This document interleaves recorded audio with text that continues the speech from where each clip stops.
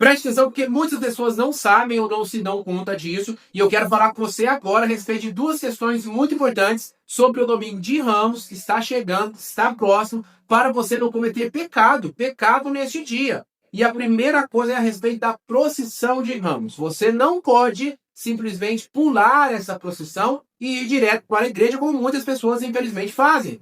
Muitas pessoas, seja por preguiça, por comodismo, para reservar o seu lugar, para não ficar em pé, pulam simplesmente a procissão e vão direto para a igreja como se nada estivesse acontecendo. Mas isso é errado e é pecado, como eu vou explicar para você. O que é que acontece de forma ordinária? Vamos lá para a gente recordar. A igreja está aqui e a procissão começa em outro lugar que não na igreja, para as pessoas se deslocarem em procissão e depois na igreja continuar a Santa Missa, porque a missa já teve início lá neste outro lugar que não é a igreja, antes da procissão. Ali naquele lugar que o sacerdote combina, as pessoas se reúnem, começa a Santa Missa lá, com o sinal da cruz inicial, a acolhida, aquele rito que faz às vezes do ato penitencial, a procissão. Quando você chega na igreja, já parte direto para as leituras. Se você pula a procissão e vai direto para a igreja, você não participou de missa inteira e, portanto, cometeu pecado grave. A não ser, obviamente, que na sua paróquia não tenha a procissão de Ramos.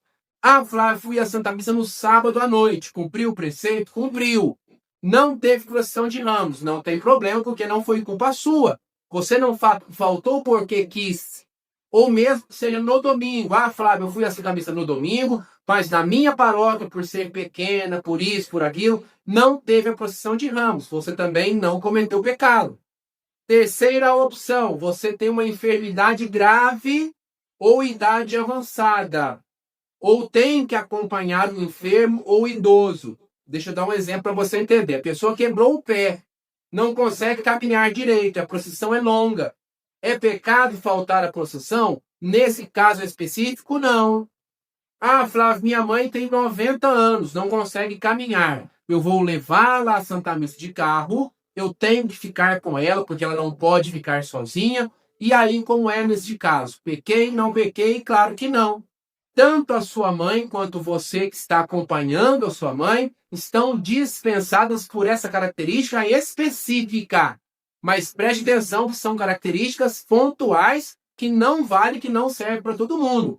Nós que somos saudáveis, nós que conseguimos caminhar, precisamos necessariamente participar da procissão. Não podemos ir direto para a igreja, porque isso é pecado, porque a Santa Missa começa antes. Lá na igreja, a continuidade da Santa Missa que já começou. E a segunda questão, também pouco conhecida pelas pessoas, é em relação aos ramos do Domingo de Ramos. Ainda neste primeiro momento da acolhida, do início da Santa Missa, acontece a aspersão com água benta dos ramos que serão utilizados na procissão e, portanto, os ramos se tornam um sacramental. Se tornam aquilo que é propriedade de Deus, que direciona para Deus. Não podem ser simplesmente descartados no lixo, jogados fora como se fosse uma coisa qualquer. Não pode, é falta de respeito, é profanação. A partir da bênção dos ramos, como eu disse, eles se tornam sacramentais. E terminada a Santa Missa, você pode fazer o quê? Levar estes ramos para casa, colocar na porta da sua casa, colocar no altar da sua casa, ter aqueles ramos como um sacramental que te auxilia na oração, que te leva para junto de Deus, que te traz proteção, desde que você faça da forma correta, obviamente. Ramo do Domingo de Ramos não é amuleto, não é superstição. Ah, eu vou colocar aqui para espantar a mal olhar. Não, isso é pecado da superstição. Mas para você ornar o altar, para você colocar na porta da sua casa, para proclamar Cristo é o rei deste lugar, hosana nas alturas, hosana ao filho de Davi. Não é isso que nós cantamos tão fortemente no Domingo de Ramos? Hosana ao filho de Davi. Então, Jesus, nosso Senhor, o Salvador, é o rei dessa casa.